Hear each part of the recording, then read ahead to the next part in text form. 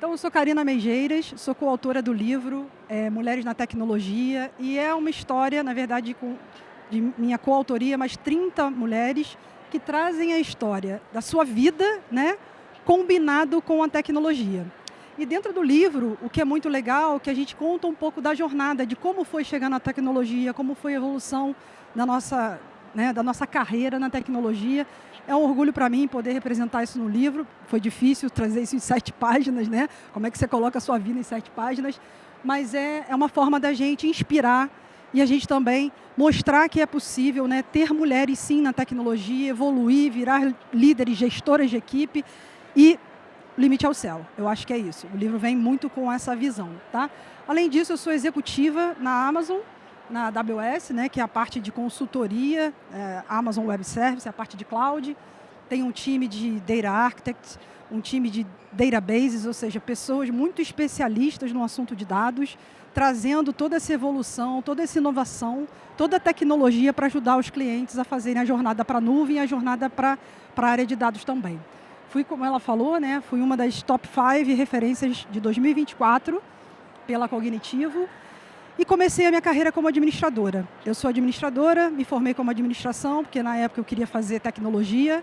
Eu não passei, né, na faculdade pública, e a minha mãe, na época, é o que ela podia pagar, falou, olha, eu consigo pagar a administração, você quer? Falei, vamos embora, né? A gente tem que ir para frente. Então, comecei como administradora, mas tinha um sonho, que era ser mulher na tecnologia. E aí, como é que eu consegui fazer essa jornada de entrar na tecnologia e me desenvolver na tecnologia, né? Depois disso, eu fiz especialização em Business Intelligence, que é a parte de BI, a parte de todo o dashboard, de trabalhar as informações, e eu acho que eu não parei mais. Eu acho que tem um ponto aqui, se eu pudesse deixar de dica, né, a gente vai falar no final, é assim, a gente nunca pode deixar de estudar. Quando a gente deixa de estudar e quando a gente deixa de se atualizar, a gente fica velho, a gente fica obsoleto. E eu não quero ficar obsoleta. Então, você sempre aquela que vai estar falando ali, que nem ele falou, né? Como é que eu me conecto com a juventude, como é que eu conecto com essa galera que está chegando agora no mercado de trabalho, como é que eu conecto com as novas tecnologias, como é que eu uso IA no meu dia a dia. Não é porque eu sou de tecnologia que eu tenho que usar IA. A gente pode usar IA para tudo, para ajudar, para acelerar e para a gente ganhar tempo extra para fazer outra coisa. Então, assim, como que a gente está sempre olhando para essas coisas para não se tornar obsoleto? Porque aí, de fato, a gente fica velho, né? Eu acho que é um pouco disso. Então, também sou mentora. Chegou numa determinada fase da minha vida que eu resolvi ajudar outras mulheres, né, a fazer essa evolução também. Muita gente em transição de carreira para a área de dados. Eu acho que a área de dados virou moda, IA virou moda. Então, como é que a gente entra na área? Como é que a gente desenvolve essas pessoas? A gente vai falar um pouquinho de skills aqui também. E comecei a ser palestrante para poder, de fato, compartilhar com vocês um pouquinho da experiência e acho que também trazer, elucidar um pouco do que está acontecendo no mundo de dados, tá bom? Então vamos lá. A gente está na era dos dados, né? Então, assim, pergunta para vocês, quem aqui manda e-mail ou recebe e-mail todo dia? Todo mundo. Quem aqui tira foto no celular todo dia? Possível, né? Não tem como a gente não tirar mais foto no celular. Quem que manda mensagem no WhatsApp? É quase, né? Como que eu não vou ter um WhatsApp? Quem que vê televisão, streaming, Netflix, Disney Plus, etc, etc? A maioria de vocês aqui também. Quem escuta Spotify? Quem tem smartwatch que olha lá a hora, que gera passos por minuto, que gera batimento cardíaco, que acompanha ali pressão? Isso tudo aqui que a gente está falando, a gente gera dados. Mesmo se a gente não perceber. Eu não só estou consumindo dados, eu estou gerando dados. O que significa isso? Se a gente for parar para pensar, quanto que a gente consome de informação e quanto que a gente gera de informação por minuto? Quando a gente olha essa roda, né? Essa roda aqui é do eDiscovery, a gente tem mais de 18 milhões de mensagens de textos enviadas por minuto. É muita coisa. A gente olha né, visualiza ali o Instagram, mais de 10 milhões de visualizações por minuto. É muita coisa, não tem nem como a gente mensurar isso. A gente não tem nem noção. A gente tira mais de 3 milhões de fotos por minuto. Imagina, tudo agora a gente quer tirar. Isso que nem tem vídeo aqui, né? Se eu fosse pegar vídeo, o tempo inteiro a gente gravando. Emoji, quase 7 milhões de emojis por minuto. Emoji, aquelas carinhas, né, coloridas lá, divertidas que a gente manda. Além disso, a gente tem Olha o uso do ChatGPT, quase que a gente não conhece, é super novo. Quase 23 mil usos do ChatGPT por minuto. Então, cada coisa que a gente faz, seja porque a gente está vendo um vídeo, seja porque a gente está mandando um e-mail, seja porque eu estou mandando um texto para alguém, seja porque eu tirei uma foto, isso tudo é dado. A foto é dado. Ou seja, eu tirei uma foto do cachorro comendo pipoca. Por exemplo, eu sei que na foto eu tenho um cachorro, eu tenho uma pipoca, eu tenho um cenário. Então, tudo isso eu posso transcrever para dados e a gente pode fazer uma série de coisas com relação a essa foto. Então, tudo que a gente faz, a gente gera dados. E a gente tem uma coisa que a gente tem que ter muita preocupação hoje em dia, que é com a segurança desses dados. Principalmente os dados que são dados pessoais. Né? Quando a gente vai na farmácia, tem até um comercial legal. A gente vai na farmácia e aí a pessoa vai lá e pede seu CPF, e pede sua identidade, e pede seu e-mail, e pede seu endereço, e pede uma série de coisas para você ganhar desconto. E aí, com isso, ela tem todos os seus dados. Ela tem o seu cadastro inteiro ali da sua vida. E ela pode fazer o que ela quiser com aquilo. O nosso dado é a coisa mais preciosa que a gente tem. E a gente tem que saber como garantir que eles não caem em mãos erradas. Né? Então, é muito importante. A gente gera muitos dados. Muitos dados. Então, se a gente der um overview aqui no uso da internet, mais de 5 bilhões de pessoas hoje em dia usam internet. É muita coisa. Mais de 66% da população usa internet. É muita gente. Imagina quanta gente não está usando a internet, quanta gente não está usando o YouTube, quanta gente não... É muita coisa. E aí, quando a gente olha ali, fazer o recorte, né, de mulheres para homens, quase 64% das mulheres hoje usam a internet. E quase 69% dos homens usam a internet. Nosso tempo de uso da internet, médio, é de mais de 6 horas por dia. E aí eu brigo, meu filho tem 13 anos. E ele tem uma exposição à tela incrível, né? Ele sai da escola, quando eu vejo ele está no celular, quando eu vejo ele está jogando no videogame, quando eu vejo ele está no telefone, quando eu vejo ele está telefone, né, no WhatsApp, porque essa geração não fala mais, né, nem sabe que o telefone faz isso. Quando eu vejo ele está na tela da televisão, ele está no tablet, então eles ficam o tempo inteiro, né, em exposição à tela. Como é que a gente controla a criança ficar, né, mais de 6 horas por dia? A minha enteada, quando eu vi, estava com 11 horas por dia. Isso é bom para a gente? Então, sim, a gente também tem que se precaver, porque a gente, apesar de estar ali usando e tudo mais, a gente está consumindo coisas, mas a gente também está gerando dados. Tá? Então, a maioria das pessoas hoje já está conectada por celular. Mais de 96% das pessoas já têm um celular. Então, é a minoria. A gente está falando assim, a gente gera dados todos os dias. E fora as pessoas que usam o computador. Né? É muita coisa. É uma enxurrada de dados. E o que a gente faz com esses dados? Né? Isso aqui é muito legal, que é uma pirâmide informacional. Se a gente olhar o dado puro, por si só, o que eu faço com isso? Se alguém chegasse para mim e falasse assim, Karina, olha, São Paulo 2.000, Rio de Janeiro 3.000, Brasília 6.000. O que você faz com essa informação, né? Com esse dado cru? Faço nada. Né? Ok, tá bom, mas aí se alguém virasse para mim e falasse assim, tá bom, ó, isso aqui é cidade e aquilo ali é média salarial. Né? Então você já transformou aquele dado numa informação. Eu tenho uma informação que em São Paulo, isso aqui é um dado fictício, tá bom, gente? São Paulo, a média salarial é R$2.000. E em Brasília é R$6.000. Então, assim, para eu que estou começando, sou estudante, vou começar a minha carreira, quero me aplicar para uma posição, né? Quando eu olho isso aqui, eu vou falar, poxa, acho que isso é legal, eu morar em Brasília. Eu vou começar o quê? Eu vou começar a ter o conhecimento. Eu vou começar a analisar esses dados, essas informações, e eu vou tirar insights. Eu vou ter conclusões em cima daquilo ali. E se eu pegar isso aqui, puramente dito, tirar uma informação disso aqui, ter uma ação, né, porque é quando a gente chega ali no nível de inteligência, a gente pode estar tomando a decisão errada. Porque imagina que eu sou uma estudante, estou saindo do 2º grau, vou me aplicar para uma faculdade em Brasília, porque eu vi isso aqui e achei que era o máximo. Falei, nossa, eu vou ganhar muito mais em Brasília. Mas eu não olhei quanto é que era o custo de vida em Brasília. De repente, o custo de vida em Brasília é inviável. Com R$6.000 eu não pago aluguel. Eu não como, eu não durmo. Então, tem uma série de dados que a gente tem que buscar para fazer a combinação dessas coisas, né? E, teoricamente, ter o conhecimento para a tomada de decisão. Então, é assim que na área de dados a gente funciona. A gente não olha um dado único. A gente olha um conjunto de dados para poder entender o que aconteceu, para poder predizer o futuro, né? Quando a gente está olhando para a IA, e aí sim tomar uma decisão. Legal? E aí é que eu trago alguns exemplos. Como é que o time de dados hoje funciona? Quem são essas pessoas, né? Onde vivem, o que comem, né? Igual o Globo Repórter. O que a gente faz, né? Eu trouxe 3 exemplos assim, de 3 funções diferentes dentro do time. Isso aqui é um dashboard, né? É uma visão. E aí, quando a gente olha essa visão, quando a gente olha essa foto, a gente tem um dashboard da área de RH. O que a gente está mostrando aqui? Que a gente tem, vou passar para cá que eu não estou enxergando, mas que a gente tem mais de 9 mil contratações, 9 mil funcionários, 11 mil contratações e a gente teve ali 2 mil e poucas demissões. Se a gente olha o gráfico, né, de contratação, que é o rosinha mais escuro, e o de demissão, rosinha mais claro, a gente vê aqui, só para dar um insight para vocês, que em dezembro, em janeiro, a gente tem muito mais contratação do que nos outros meses. E aqui, em março, mais ou menos, a gente tem muito mais demissão. O analista de dados, ele olha para todos esses dados, ele organiza esses dados, ele gera essas visões para as áreas de negócio, e aí a gente começa a ter insight. Fala, pô, o que será que aconteceu? Será que a galera pede demissão aqui depois do carnaval? Né? Que o Brasil começa depois do carnaval, ele arranja outro emprego? Pode ser, de repente a gente vai ter que fazer uma ação de retenção.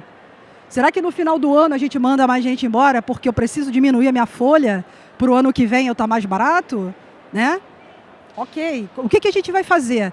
Então o RH começa a olhar esses dados e começa a tomar algumas ações. Né? O que está saindo fora da curva, que a gente chama de outlier. Então, para isso aqui é muito importante, a gente fazer os dashboards com as visões daquela área, seja uma área de compras. Olha, comprou muito ou vendeu pouco. Então, por que biquíni está vendendo pouco em julho? Caiu a produção, caiu a venda. Por quê? Porque no Rio de Janeiro é frio, ninguém vai comprar biquíni. Ou vai comprar na promoção para aproveitar o próximo verão. Mas, em geral, não vai comprar biquíni. Ou então, em fevereiro, eu não vou comprar casaco. Se você olhar casaco, for lá na Decathlon, na área de casaco, não tem casaco. Porque ninguém vai comprar casaco. Né? Então, quando a gente olha o analista de dados, que é essa pessoa que começa a montar os painéis, dashboards, relatório, ele está agrupando aqueles dados frios que a gente, né, vai tendo dos sistemas. Então, imagina o aluno foi lá, fez a matrícula, aí no outro foi lá, ele fez o pagamento, então o sistema de pagamento é um, o da matrícula é outro, e aí a gente pega todos esses dados, consolida isso no repositório, e aí, depois disso, a gente vai fazendo as agregações para ter uma visão. Como é que está nosso, né, retorno do Senac? A gente está vendendo bem, não está vendendo bem? Tem bastante aluno matriculado, não tem? Como é que está o retorno em termos de receita? Está bom, não está bom? Ou como é que estão as notas dos alunos com relação ao MEC? Então, vamos pegar os dados do MEC para a gente poder comparar. Então, o analista de dados, ele trabalha dessa forma. Ele vai buscando dados de fontes internas e também de fontes externas, vai agregando isso tudo para ter essas visões. E aí eu vou pular um pouquinho agora para o sistema de recomendação. Isso aqui é a minha página do Netflix, tá? Então é uma visão, eu entro no Netflix e eu vejo isso aí. Eu sou uma pessoa que gosto de ver romance, gosto de ver aventura, gosto de ver comédias bobinhas, aquela sessão da tarde, né, que é onde eu vou desopilar a minha cabeça, eu vou sair do trabalho e vou desopilar. E aí assim, o sistema foi aprendendo. Ele vai aprendendo o que é Karina, que tem tantos anos, que mora em tal lugar. O que ela gosta de ver? Ela gosta de ver aventura, ela gosta de ver filme de romances, ela gosta de ver, por exemplo, filmes estrangeiros, né? Às vezes eu gosto de treinar línguas. Então ele já entendeu qual é o meu comportamento. Ele olhou para o passado, tudo que eu consumi até hoje, ele falou o seguinte, ó, sugestões aqui para você. Casamento, sei lá das quantas, que é um romance. Respira, não sei o que também é outro romance. Então ele me indica coisas, ele recomenda coisas que provavelmente eu vá gostar. Tá? Então isso é um sistema de recomendação. No time de dados, quem faz esse tipo de coisa é o cientista de dados. Então o cientista de dados, ele olha para todos os dados, né, que o engenheiro foi lá e trouxe, e o analista analisou, e ele começa a fazer predições. Ele vai fazer um algoritmo e um modelo onde ele tem lógicas de entender o que aconteceu, de entender o passado, para poder predizer o futuro. E ali do outro lado a gente já tem algo mais avançado ainda. Se a gente olhar dentro do time de dados, a gente tem um bot inteligente. O que é isso? A gente está buscando informação, por exemplo, de voz, de áudio, de vídeo, de sites, de documentos da empresa. A gente está abastecendo a IA de várias maneiras para ela ir aprendendo. Então aqui é um exemplo de um bot inteligente, né, de um chat, de um curso de educação. Então, quando a gente entra aqui, ele está perguntando, olha, eu gostaria de saber quais são os cursos que você tem disponível para a turma que está começando em fevereiro. Curso XPTO. Então, ele vai buscar tudo que ele sabe de curso XPTO para dizer, olha, começa em janeiro, a turma é assim, ainda tenho vaga, não tenho vaga. E conforme você vai perguntando e ele vai respondendo, ele vai aprendendo. Então, cada vez mais ele fica mais inteligente. Às vezes, ele vai começar a dar umas respostas para a gente que a gente nem esperaria que ele desse, né? Porque ele foi aprendendo. Ele vai aprendendo, inclusive, a forma que você fala com ele. Se você for educado, oi, por favor, veja tal coisa para mim. Oi, bom dia, ele vai responder. Oi, bom dia. Se você for mais direto e falar, oi, eu quero tal coisa, ele vai responder tal coisa. Então, conforme você vai dando instruções, explicando, né, para que aliar para a inteligência artificial como que são as coisas, ele vai fazendo com que vai aprendendo e vai trazendo cada vez mais respostas, tá? Então, esses são 3 exemplos, né? E olhando aqui um pouco mais, né, de carreiras e oportunidades, como que a gente, dentro do time de dados, e aí olhando a carreira como um todo, né, e aí falando um pouco da minha carreira também, né, a gente começa lá fazendo estágio, estou lá na faculdade, comecei a fazer estágio, virei assistente, algumas empresas não têm assistente, depois eu viro analista, júnior, pleno, sênior, né, então a gente vai galgando lá postos mais altos, posso virar coordenadora, posso virar gerente, diretor. E é uma carreira, antigamente era muito assim, né? Muito em linha, ou seja, eu viro isso, para depois isso, para depois isso. Só que, dependendo do momento, né, isso começou a mudar um pouco. Porque tem gente que não queria virar gerente, principalmente nas áreas mais técnicas. A pessoa não quer ser gerente de pessoas, a pessoa quer continuar a ser técnica. Mas aí como é que ela faz para ganhar mais?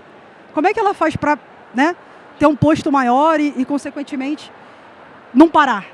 Né? Porque senão ela ia parar aqui, ela ia virar analista sênior, nunca mais ela saía. Então as empresas entenderam que a gente precisaria ter uma carreira em Y. E aí nessa carreira em Y, a pessoa chega num determinado momento, ou ela vai para a liderança, ou ela vai ser especialista. E tudo bem. E a gente ainda teve uma evolução disso, né? Que aí aconteceu muito comigo. Tudo bem você fazer uma carreira em W também. Ou seja, eu era especialista, chegou um determinado momento que eu virei coordenadora de pessoas, aí eu achei que eu precisava entender um pouco mais do técnico, eu voltei a ser especialista e depois eu voltei a ser gerente de pessoas. E hoje em dia isso é muito comum. Você ter uma carreira em W, por quê? Porque você vai, né, passando o tempo, desenvolvendo seus skills para que de fato você consiga evoluir, seja lá onde você quer chegar. Então é muito importante a gente entender o nosso propósito, aonde a gente quer chegar. Falando da nossa carreira, que a gente brinca muito lá na empresa, que é assim, nós somos o CEO das nossas carreiras. Eu sou da minha, vocês são da de vocês. Né? E o gestor ele está ali para o quê? Para ajudar você nessa jornada, a impulsionar essa jornada. Tá? Então, olhando a carreira, né? O júnior é aquela pessoa que acabou de se formar, não tem muita experiência. O pleno, ele às vezes tem uma especialização, às vezes não. Ele começa a atuar um pouco independente, mas ainda precisa de uma supervisão. E o sênior não, ele começa a atuar mais livremente, mais de fato autônomo. Né? E aí, quando chega ali na senioridade, eu posso virar um especialista do time de dados ou eu posso virar um líder, que é o meu caso. Né? Eu acabei indo para a área mais técnica, depois eu virei líder e aí eu fiquei. Tá bom? E aí, assim, o que é importante para a gente ver aqui? Né? O que é importante, como é que a gente faz o desenvolvimento dentro do time, aí pode ser no time de dados ou não. É muito importante a gente olhar para as nossas skills. E o que são skills? São as nossas aptidões, né? É o que a gente vai aprender para a gente poder executar a nossa função, a nossa tarefa. Então, eu sou da área de compras. Eu vou aprender tudo de compras. Vou aprender o processo do negócio.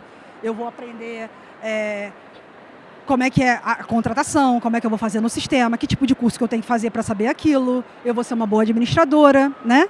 Se eu estou numa área mais técnica, não, eu vou aprender um pouco mais de tecnologia, eu vou entrar um pouco mais nas áreas mais técnicas. Mas cada um de nós, a gente tem 2 lados, né? Não que é o lado direito ou o lado esquerdo do cérebro, não, tá? Isso aqui é só uma representação. Mas, assim, é importante a gente não só, para quem quer ser técnico, inclusive da área de dados, não é só olhar para a parte técnica. Porque, na verdade, você também tem que olhar para o soft skills, que é a parte de human being skills, ou seja, a parte humana, é a parte comportamental. Né? Então, assim, imagina que eu queira ser um cientista de dados ou alguém que vai trabalhar com IA. Eu vou olhar para cá, para mim tá mole. Eu vou fazer faculdade de IA, agora o Senac acabou de lançar, né? Acabou de lançar ali no outro stand. Eu vou, por exemplo, desenvolver a lógica, que é importante, vou trabalhar com linguagem de programação, vou olhar SQL, uma série de coisas, mas eu também tenho que saber trabalhar em equipe, eu também tenho que saber falar, eu também tenho que saber storytelling, ou seja, contar a minha história, né? Eu também tenho que saber resolver problemas complexos. Então, isso tudo está do lado direito, isso tudo é o quê? O nosso comportamental. Né? A gente tem que olhar para a nossa carreira e tentar desenvolver os dois lados. E ter assim, aonde eu quero chegar, qual é o meu propósito e o que ainda me falta. Né? Isso aqui eu sou muito bom, legal, isso aqui vai me impulsionar para frente. Mas isso aqui ainda não, isso aqui eu ainda preciso me desenvolver. E a gente traça um plano para aquilo ali funcionar. Tá? E aí no time de dados a gente tem os principais atores aqui. Então, o engenheiro de dados é a pessoa que vai olhar para todos esses dados que a gente falou e vai organizar isso para a gente. Tá? Ele vai pegar esses dados, vai extrair, vai jogar num repositório, vai combinar as coisas, né, para a gente conseguir ler, conseguir entender. E aí o analista de dados e o cientista de dados, o analista vai ficar fazendo aquelas visualizações para a gente tirar os insights e o cientista ele começa a fazer os modelos futuros. Né? E aí a gente tem outras coisas, a gente tem a governança, como é que eu governo isso, quais são os padrões, uma série de coisas. Tem o Product Owner, que é a pessoa que está mais para o negócio, que tem que entender quais são os problemas de negócio para a gente poder responder com os dados. Tem engenheiro de prompt, que vai ser o engenheiro de prompt que vai construir as perguntas para a IA. Então, esse cargo já existe, já está aí, daqui a pouco está obsoleto também, que acontece muito rápido. Né? Tem a parte de Machine Learning Engineering, que é o cara que vai botar o modelo que a gente desenvolveu em produção. Então, ele desenvolveu um modelo que é um algoritmo, que é um código, a gente vai automatizar isso. E tem o especialista em IA. Tá? Então, é mais ou menos isso aqui. Quando a gente olha, né, a gente leigo, a gente só consegue ver o que está lá no topo do iceberg. A gente não vê o que está acontecendo aqui embaixo. Toda a fundação que a gente tem que mapear, quais são as fontes de dados, a construção disso tudo, organizar esses dados, fazer a qualidade, o dado, porque assim, se o dado não está com qualidade, o dado está ruim, a gente vai ter uma resposta ruim. Inclusive, se a gente vai abastecer a IA com essa informação, a gente vai ter respostas erradas. Então, isso aqui é muito importante, é onde a gente passa mais tempo, né? A maior parte do nosso tempo a gente está organizando esses dados e fazendo a qualidade dos dados. Então, o engenheiro, o arquiteto, ele trabalha na fundação, a análise de dados começa a olhar os dashboards, que nem eu falei, olha os indicadores, os KPIs, né? O que aconteceu. Ele olha muito para o passado. E a ciência de dados, ela olha muito o que pode acontecer. Então, assim, se a gente começar a olhar as tendências, né, o que aconteceu? Então, vamos lá. Será que hoje vai chover? O meteorologista, ele basicamente é um cientista de dados. Ele está olhando toda a umidade do ar, ele está olhando uma série de dados do que aconteceu, o que está vindo, vento, qualidade do ar, e aí ele vai fazer uma previsão. Olha, amanhã provavelmente vai chover, 30% de chances de chuva. Isso é o cientista de dados já fazendo uma previsibilidade do que pode acontecer. A gente está olhando o passado e fazendo uma previsão para o futuro, tá bom? E aqui de novo, né? Então, assim, olhando esse dashboard é o analista de dados, olhando o sistema de recomendações é um cientista de dados e olhando o bot inteligente a gente já começa a fazer coisas mais avançadas com a IA. E para suportar tudo isso aqui, a gente tem o engenheiro e a gente tem a governança. Preciso governar esses dados. Quem que pode acessar esses dados? Todo mundo da empresa pode acessar? Que área que pode acessar? Será que todo mundo da empresa pode acessar a base de dados do RH? Com os salários de todo mundo? Com todos os cargos? Não pode. Então a gente começa a segregar acesso. A gente começa a ter segurança. Quem que acessa, quando acessa, de que forma acessa, por que acessa? Né? Então a gente fala aqui que é a governança desses dados, precisa governar esses dados. E quando se trata de dados sensíveis, mais ainda, porque a gente está falando de LGPD. A gente precisa governar esses dados, tá bom? E aí, dando uma foto, legal, a Karina falou de cientista, falou de engenheiro, falou de analista, né? Mas, infelizmente, ainda somos minorias, né? Somos mulheres, menos de 24% das mulheres trabalham na área de dados. Ela tinha falado ali que eram 20% a menos, né? Aqui é muito menos, ou seja, quando a gente vai indo para a área tecnológica, é muito menos. Né? A gente só tem 24% de pessoas, mulheres, né, trabalhando na área de dados. Então, eu sou muito advocadora, né, de realmente trazer. Na empresa anterior, eu comecei com 8 pessoas no time, só tinha uma mulher. Depois de 1 ano e meio, eu passei a ter 65 pessoas, 42% feminino. Então, assim, tem que ser intencional. A gente tem que buscar as pessoas. Porque se a gente olha homem e mulher hoje, o homem, ele olha lá a vaga, publiquei uma vaga no LinkedIn. O cara olha e fala, 40% de compatibilidade, sou eu, vou lá, me aplico, né? A mulher, ela tem que preencher 100%. Se ela não preenche 100%, ela tem a segurança total daquilo, ela não se aplica para a vaga. Então, o que a gente tem que fazer? Buscar essas pessoas. E eu ficava de noite lá buscando as pessoas. Oi, tudo bem? Eu sou Karina. Poxa, você não quer falar comigo? Acho que seu perfil é legal. Eu fazia isso nas horas vagas de noite. E aí consegui trazer 42% do time feminino. Né? De 65 pessoas, 40 mais ou menos eram mulheres. Né? Não, 30 eram mulheres, né? Que é bastante. Quando a gente olha aqui a pesquisa State of Data, que é da Data Hackers, que é uma das maiores comunidades de dados no Brasil, conforme a gente vai evoluindo na cadeira, isso vai piorando, né? Então, a gente começa ali no júnior com 20, quase 9% de mulheres no time de dados. Quando a gente chega lá numa gestão, a gente tem menos de 20% de mulheres no time de dados. Então, como é que a gente faz para desenvolver essas pessoas, para que essas pessoas consigam chegar lá, né?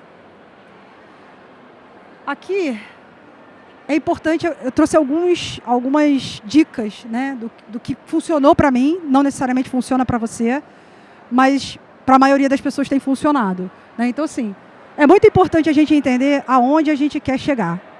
Eu acho que vale para tudo, não só para dados. Qual é o meu propósito? Onde eu quero chegar?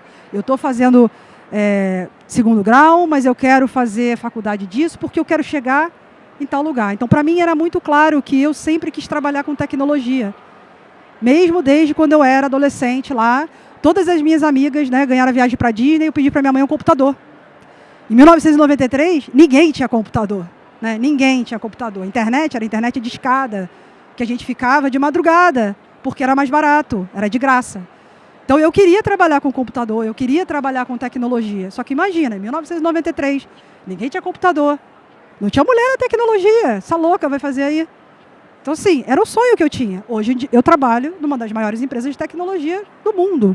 Então, a gente tem que ter um propósito. Eu quero chegar lá. E como que eu faço para chegar lá? Eu preciso me qualificar, preciso estudar, preciso fazer curso, preciso ler livros, preciso ouvir podcast das pessoas que chegaram lá. Como é que essa pessoa chegou lá?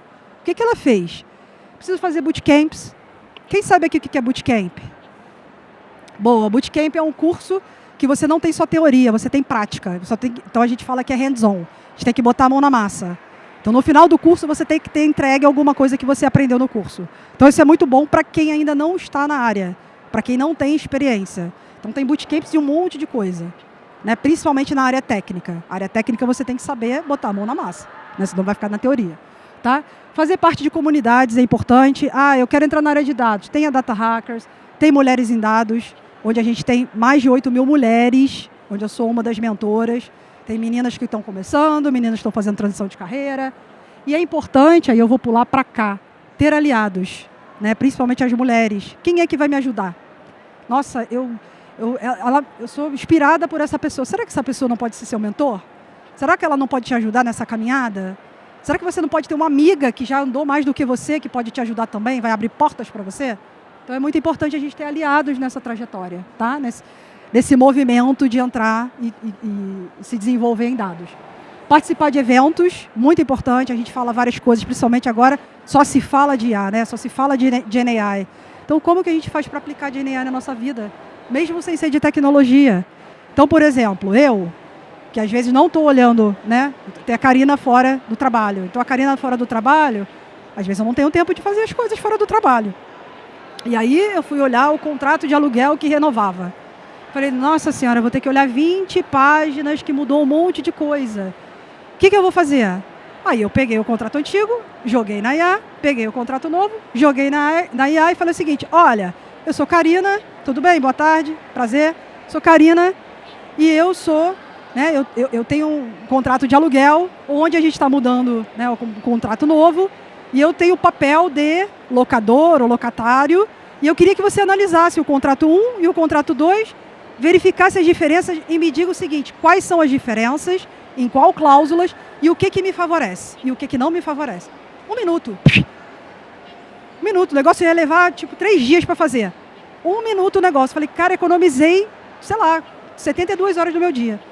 Então a gente pode usar IA para tudo, para uma série de coisas que vai ajudar a gente no dia a dia. Vai ajudar a gente a ser mais efetivo. A gente ganhar, acelerar o nosso tempo para fazer outras coisas. Ou seja, eu podia estar perdendo lá 3 dias, fui para a praia. Fui fazer outra coisa, fui andar de bicicleta, entendeu? Então a gente pode e sim deve participar das palestras, entender como é que as pessoas estão aplicando isso na vida real, como é que eu levo isso para o meu mundo, mesmo que eu não seja de tecnologia. Se conectar com as pessoas da área, né? E ter um mentor para ajudar nessa caminhada. Eu acho que é importante, tá? Porque sem dados, a gente é apenas mais uma pessoa com opinião. Eu acho que, só que eu acho que não tem fundamento. Né? Quando a gente começa a analisar os dados, a gente começa a entender, lembra da pirâmide informacional, a gente vai tomar a decisão baseado em dados, não é achismo, tá bom? E é isso, pessoal. Espero que vocês tenham gostado. E aqui fica meu contato para quem quiser se conectar comigo no LinkedIn, tá bom?